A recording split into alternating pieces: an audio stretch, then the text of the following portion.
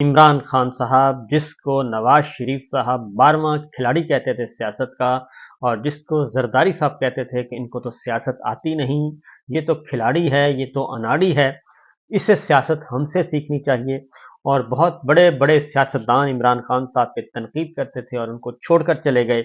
लेकिन अब ये साबित हो रहा है कि इमरान खान साहब ने इन सब को सियासत के 12वें खिलाड़ी नहीं बल्कि उनको 16वें खिलाड़ी बना दिया है और मैदान से उठाकर बाहर फेंक दिया है। और इस वक्त मियाँ साहब किस हाल में हैं, जाती उम्र में क्या हो रहा है, पीडीएम 2 अपनी मौत आप मरने जा रही है, इस तरह सारी सूरत हाल का हम जायजा लेते हैं। कुछ खबरें हैं जिसके बाद, क्योंकि कल के बाद काफ़ी परेशानी पाई जाती है जब से इमरान खान साहब का ऑनरेबल जजेस से मुकालमा हुआ है।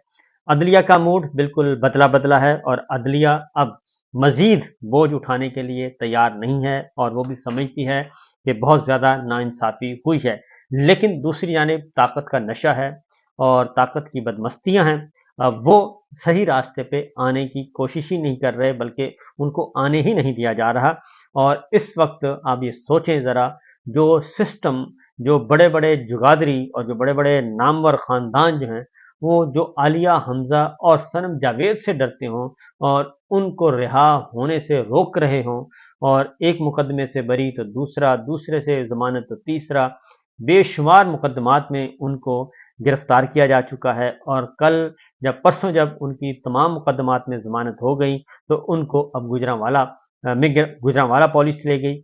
ये सारे का सारा एक फेक, एक जुल्म का निज़ाम चल रहा है और इस जुल्म के निज़ाम को अब पाकिस्तान के अवाम भी अच्छी तरह समझ चुके हैं। अदालतों का मूड कैसे बदला बदला है।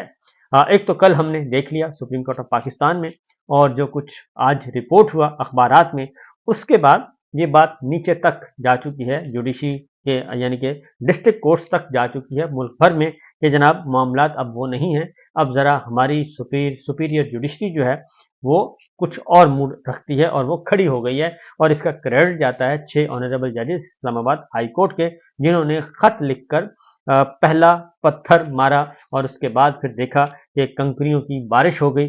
और अब सबको पता चल गया है कि सिस्टम कितना बोदा है और कितना नंगा है। बहरहाल सूरत हाल यह है कि इंसदादे दहशत गर्दी की अदालत, क्योंकि इस वक्त मरियम साहबा को सुन लें, मुस्लिम लीग नवाज को सुन लें, नवाज शरीफ साहब को सुन लें, मुस्लिम लीग खास तौर पे, और जो नवाज शरीफ साहब का धड़ा है आजम नज़ीर तारड़ साहब को सुन लें, अता तारड़ साहब को सुन लें, तो वो 9 मई और 9 मई से बाहर नहीं निकल रहे। लेकिन अदालतें जो हैं वो अब उससे आगे निकलना चाहती हैं, आगे बढ़ना चाहती हैं। लाहौर की इंसदादे दहशत गर्दी की खसूसी अदालत है और वहाँ पे कल 8 मुल्ज़मान की ज़मानत मंजूर कर ली गई है। और इन सब पे इल्ज़ाम था कि इन्होंने कोर कमांडर के जो जलाओ घिराव है उसमें ये मुलव्विस हैं। और अदालत ने मुल्ज़मान को 3-3 लाख के ज़मानती मुचल्लकों के इव्ज़ रिहा किया है। मुल्ज़म का नाम तलहा मुस्तफ़ा है, मिर्ज़ा ताहिर बेग है, मोहम्मद आबिद है, अज़हर अब्बास है और दीगर हैं। इन सबको रिहा करने का हुक्म दिया, ज़मानतें मंजूर कर ली। और जब ज़मानतें मंजूर हो जाएं तो इसका मतलब होता है कि इस केस में, इस एफआईआर में इतनी जान नहीं है और जिन लोगों को मुलव्वस किया जा रहा है इनको आगे जाके सजा देना महाल होगा। दूसरी जानिब एक और जो इम्पोर्टेंट डेवलपमेंट है जी, फवाद चौधरी साहब, क्योंकि केसेस बहुत हैं। उस दिन पता चला कि शाह महमूद कुरैशी साहब पे ये 38 मुकदमा सिर्फ पंजाब में और 17 इस्लामाबाद में हैं। तो इसी तरीके से फवाद चौधरी साहब भी उन्हीं में शामिल हैं, उन पर भी बेशुमार मुकदमात हैं। तो कल वो फिर लाहौर हाई कोर्ट पहुंचे और लाहौर हाई कोर्ट में उन्होंने इस्तदा की और अबूरी हुक्म अदालत से ले लिया है। और लाहौर हाई कोर्ट ने पुलिस को फवाद चौधरी के खिलाफ किसी किस्म की तादीबी कार्रवाई से रोक दिया है। जस्टिस शहराम सरवर चौधरी की सरबराही में 2 रुकनी बेंच था, उन्होंने यह अबूरी हुक्म जारी किया। और वकील ने बताया कि जनाब फवाद चौधरी साहब के खिलाफ पंजाब और इस्लामाबाद में 47 मुकदमात दर्ज हैं और दरखास्त गुजार 41 दिन जिस्मानी रिमांड पर और तकरीबन 6 माह तक जुडिशल लॉकअप में रहा। और इस दौरान कोई ज़मानतें मुकदमे भी दर्ज हुए, ज़मानतें भी खारिज हो गई और हमें तो इस बात का इल्म भी नहीं है कि कितने मुकदमात हैं। और अडयाला जेल रावलपिंडी में कैद के दौरान लाहौर के मुकदमात में उसकी गिरफ्तारी डाल दी गई। तो ये सारी चीज़ें कल अदालत को बताई तो अदालत ने जो है गिरफ्तारी के, उन्होंने कहा कि जब ये गिरफ्तार थे फवाद चौधरी साहब, जो कानून ये है कि जब आप एक मुकदमे में गिरफ्तार हों, अगर बाकी भी मुकदमात हैं तो उनमें भी आपकी गिरफ्तारी जाहिर की जाती है। लेकिन चूंकि आजकल दस्तूर ज़रा मुख्तलिफ है कि एक ملزم ایک الزام سے ضمانت ہوتی ہے تو پھر وہ دوسری پولیس پہنچتی ہے اور اس کو پکڑ لیتی ہے، پھر تیسری پہنچ جاتی ہے. تو اسی طریقے سے تقریباً 13-14 مہینوں سے یہی کھیل کھیلا جا رہا ہے پاکستان کے شہریوں کے ساتھ، اور اس میں خاص طور پہ پاکستان تحریک انصاف کے رہنما اس میں شامل ہیں، کارکنان شامل ہیں. تو اس پہ عدالت نے یہ واضح طور پہ کہا کہ یہ جو گرفتاری نہیں ظاہر کی گئی اور نہیں ڈالی گئی تو یہ خلاف قانون ہے. تو کیسز میں گرفتاری نہ ڈالنا قانون کی خلاف ورزی ہے، یہ لاہور ہائی کورٹ نے کہا، اور اسی بنیاد پہ انہوں نے آئندہ سماعت ملتوی کر دی اور گرفتاری سے بھی روک دیا فواد چودھری صاحب کو. تو یہ اس طریقے سے ساری چیزیں آ رہی ہیں. اب ایک اور کام آپ سے ایک خبر ڈسکس کرنی ہے جی، کہ مسلم لیگ نواز اور پیپلز پارٹی، کبھی کبھی پیپلز پارٹی بہت اچھی باتیں کرتی ہے، اور آپ کو یاد ہوگا کہ 2-3 دن پہلے بلاول بھٹو صاحب نے اپنی پارٹی سندھ کی کابینہ سے مخاطب تھے، اور اس میں انہوں نے سرزنش کی تھی شرجیل میمن صاحب کی بھی اور ایک اور وزیر کی، اور خاص طور پہ شرجیل میمن صاحب کو کہا تھا کہ کیا آپ ہر وقت بانی پی ٹی آئی لگے رہتے ہیں، آپ اپنا کام کریں، اپنی کارکردگی کو بہتر کریں، چھوڑیں عمران خان صاحب کو، ان کی باتیں نہ کیا کریں. کیونکہ شرجیل میمن صاحب نے ایک پریس کانفرنس کی تھی بڑی دھواں دھار قسم کی، اور اس دھواں دھار پریس کانفرنس وہ میرا خیال ہے کہ بلاول بھٹو کی مرضی اور منشا کے برعکس تھی، اور اس میں کچھ زیادہ باتیں کر دی گئی تھیں جو کہ پیپلز پارٹی کی فلسفی ہے نہیں. اس لیے بلاول بھٹو صاحب نے ان کی سرزنش کی تھی. تو اب لیکن ایک معاملے پہ پیپلز پارٹی اور مسلم لیگ نواز دونوں اتنا اتفاق پایا جاتا ہے کہ آپ سوچ بھی نہیں سکتے، اور وہ ہے معاملہ جلسے کرنے کا.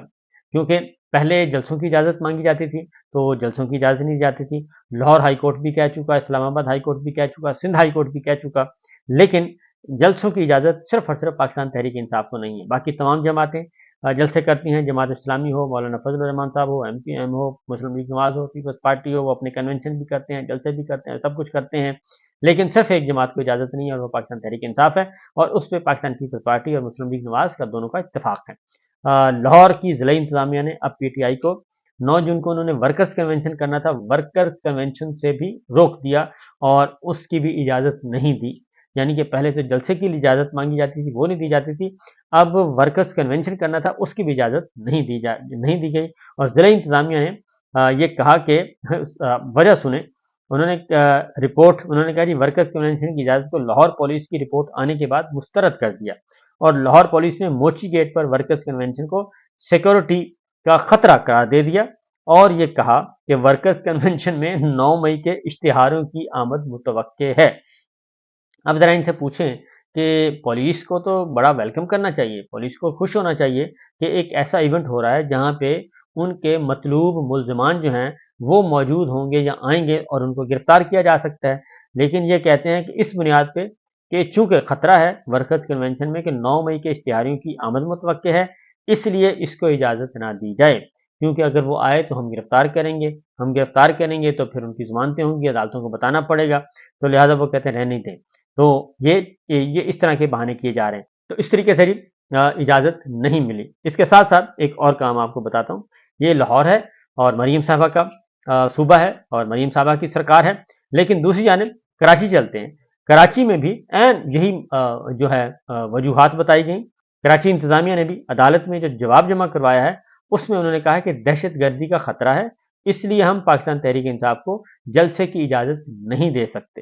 اور کراچی کے ضلع شرقی کے ڈپٹی کمشنر شہزاد فیصل عباسی نے سندھ ہائی کورٹ میں یہ جواب جمع کروایا ہے.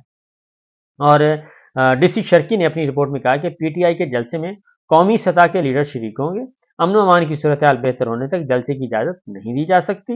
اور حالانکہ انہوں نے کہا کہ جس ضلعی انٹیلیجنس ایجنسی کمیٹی نے یہ خدشات سے آگاہ کیا. اب اس میں آپ یہ دیکھیں کہ پاکستان تحریک انصاف کے علاوہ باقی ساری جماعتیں جلسے بھی کر رہی ہیں، ورکرز کنونشن بھی کر رہی ہیں، سب کچھ کر رہی ہیں، ہلا گلا کر رہی ہیں، لیکن اجازت نہیں ہے تو صرف اور صرف پی ٹی آئی کو نہیں ہے.